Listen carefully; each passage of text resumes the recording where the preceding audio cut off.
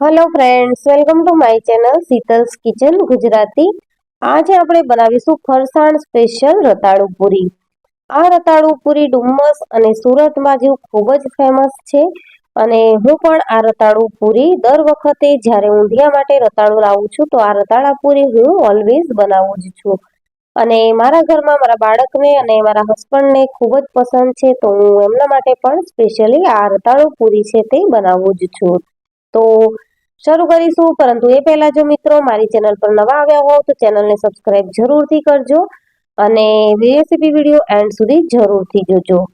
તો આ રીતનું હું રતાળું લઈને આવી છું અને રતાળાની પૂરી આપણે આજે બનાવવાના છીએ। તો તેના માટે સૌ પ્રથમ અહીંયા હું 250 ગ્રામ જેટલું બેસન લઈ રહી છું।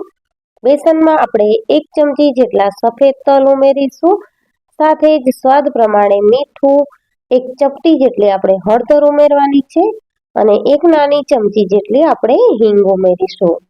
સાથે જ આ મરીનો ભૂકો છે તે આપણે રતાળુની પૂરી બનાવીએ તેના ઉપર સ્પ્રેડ કરવાનો છે। બેસનમાં જરૂર મુજબ પાણી એડ કરી અને બેસનને સાઈડમાં મૂકીશું અને જે આપણે રતાળું લઈ લીધું છે તેને આપણે છાલ ઉતારી લઈશું। ઘણા રતાળુ એવા આવે છે કે જે હાથ ઉપર આપણને કરડતા હોય છે, પરંતુ આ રતાળું એ ટાઈપનું ન હતું, તો મેં ગ્લવ્સ કે તેલ લગાવ્યા વગર જ હું રતાળાને છોલી રહી છું। પરંતુ જો રતાળું કરડે એવું હોય તો તમારે સૌથી પહેલા હાથ ઉપર તેલ લગાવી અને પછી જ રતાળાને છોલવાનું છે અને કટ કરવાનું છે। અહીંયા મેં રતાળું છોલી લીધું છે, તો આપણે તેની પતલી પતલી આ રીતની સ્લાઇસ કરી લઈશું અને તમારે જો વધારે પતલી સ્લાઇસ જોઈએ તો તમે જે સ્લાઇસર આવે છે તેનાથી પણ કરી શકો છો, પરંતુ મીડિયમ થીક એવી રતાળુની સ્લાઇસ છે તે ખાવામાં ખૂબ જ સરસ લાગશે। બધી જ સ્લાઇસ બનીને રેડી છે અને જે આપણું બેસનનું બેટર હતું તે પણ બનીને રેડી થઈ ગયું છે। તો આ રીતે આપણે બધી જ સ્લાઇસ અલગ અલગ જે બેટર બનાવ્યું છે બેસનનું તેમાં એડ કરીશું અને બધી જ સ્લાઇસને ખૂબ સારી રીતે ડીપ કરવાની છે। રતાળુ પૂરીના બેટરમાં વધારે પડતા મસાલા હોતા નથી, છતાં પણ આ પૂરી છે તે ખાવામાં ખૂબ જ ટેસ્ટી એવી લાગે છે।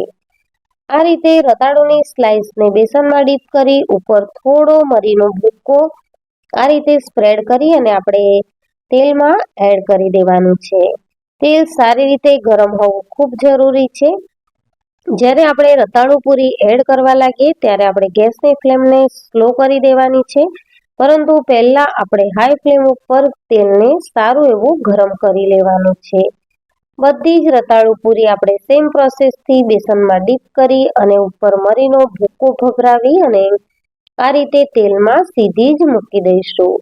મરીનો ભૂકો સ્પ્રેડ કરેલી સાઈડ ઉપર આવે એ રીતે જ આપણે રતાળુ પૂરીને મૂકવાની છે તેલમાં।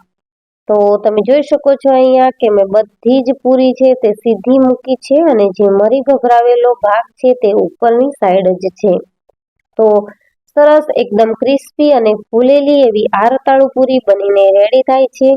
જો તમે બેટર બનાવવામાં થોડું ધ્યાન રાખશો તો પૂરી છે તે પરફેક્ટ ફૂલેલી અને ક્રિસ્પી બનીને રેડી થશે।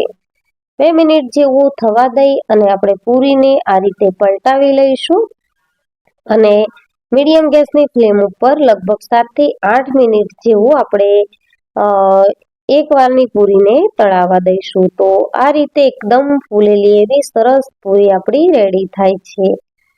7 થી 8 મિનિટ એટલા માટે તળાવવા દેવાનું છે કારણ કે ઉપરનું લેયર છે તે એકદમ ક્રિસ્પી બનીને રેડી થાય અને અંદર જે રતાળાની સ્લાઇસ છે તે પણ સારી રીતે બફાઈ જાય।